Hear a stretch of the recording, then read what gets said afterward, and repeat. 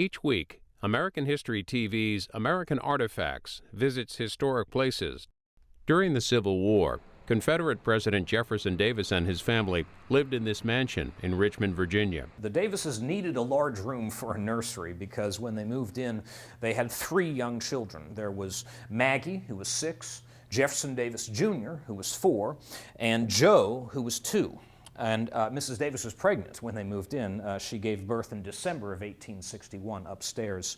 Unfortunately, their first child, Samuel, had died in 1854, right before his 2nd birthday, so he obviously never saw this house. These were young, wild kids, by all accounts. The wildest was certainly Jefferson Davis Jr., and we have a couple of his things in this room. This is one of them. It's a fully functioning cannon. So it was a real cannon. He also had several Confederate Army uniforms, and that's one of them over there. So what he would do would be to put one of those uniforms on, he'd take the cannon out in the back, he'd set up targets that he would call Yankees, and he'd shoot them with the cannon. Now, Jefferson Davis Jr. and his brother Joseph were in a street gang called the Shaco Hill Cats. We are standing on Shaco Hill. This house is on top of Shaco Hill, and this was a wealthy urban residential neighborhood at that time.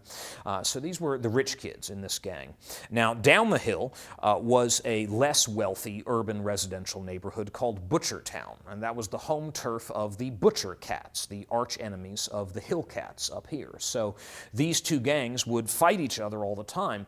And one day, Jefferson Davis himself walked down the hill trying to work out a truce between the 2 gangs. He was tired of his his sons coming home bruised and bloodied from the gang wars. So he gathered the Butcher Cats around, he sat them down, he gave them a speech, he called them the future rulers of their country and tried to get them to stop fighting and to put aside their differences, and they listened to him politely. And then one of them stood up and he said, "President, we like you. We didn't want to hurt any of your boys, but we ain't never going to be friends with them Hill Cats."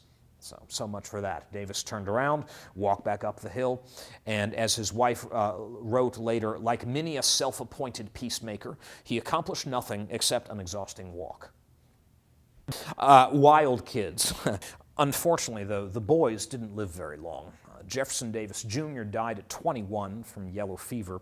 Billy died at 10 from diphtheria, and Joseph died in this room on April 30th of 1864. Joseph was playing around on the eastern portico, and he fell off of it. That was then a 15-foot drop, about twice what it would be today, and he hit his head. And he was found still alive and carried up into this room, and he died here about an hour later at the age of 5.